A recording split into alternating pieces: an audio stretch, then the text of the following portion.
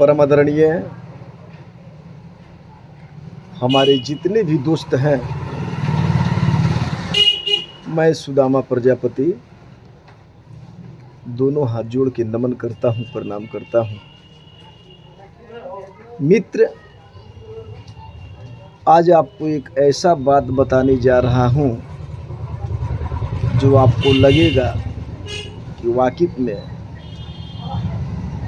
सुदामा बाबू ने एकदम सही बात बतलाए हैं। अब देखिए क्या बात बतलाने जा रहा हूं। हमारा देश कब आज़ाद हुआ, आप ही बताइए।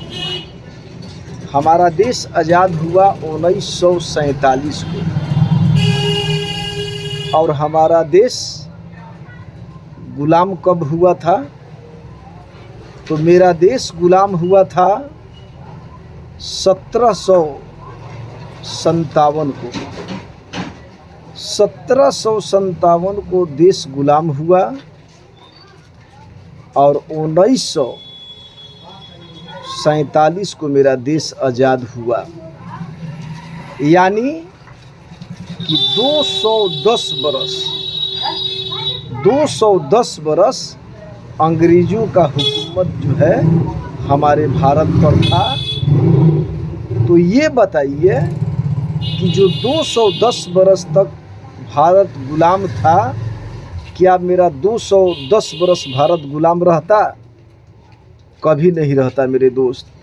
इसका कारण क्या है? इसका कारण यही है 210 वर्ष गुलाम रहने का कि कुछ तो हमारे भारत के नेता गद्दार हैं और कुछ तो हमारे भारत की जनता गद्दार है। ये गद्दारी कहाँ पर है समझिए। ये गद्दारी उस जगह पर है कि जब भी हमारे स्वतंत्रता सेनानी के लोग भारत आज़ाद करने के लिए, जंग लड़ने के लिए जब तैयारी करते थे, तो उसी जंग में कोई ना कोई उसी का आदमी जा कर के अंग्रेज़ों का तलवा चाटता था और अंग्रेज़ों से सारी बात हम लोग का बताता था। और नेता भी उस वक्त के कुछ नेता ऐसा थे जो अंग्रेज़ के तलवा चाटते थे। वो भी जो है हिंदुस्तानियों का सारा रिपोर्ट उनको अंग्रेज़ों तक पहुंचाया करते थे।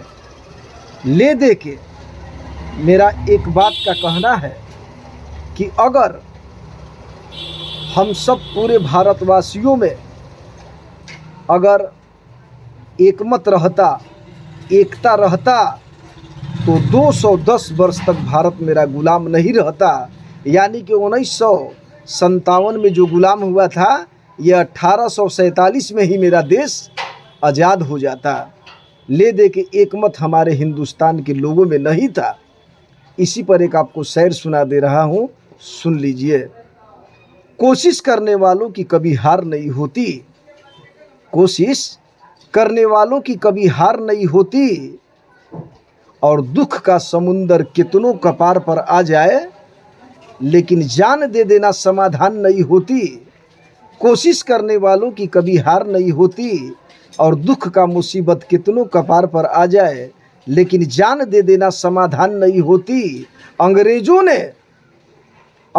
ने हम सब भाई भाई को लड़ा करके 210 बरस राज किया।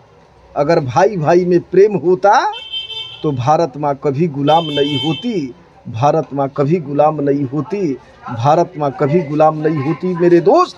तो एक बार जोरदार तालियों से भारत माता की स्वागत कीजिए। जय हिंद, जय भारत।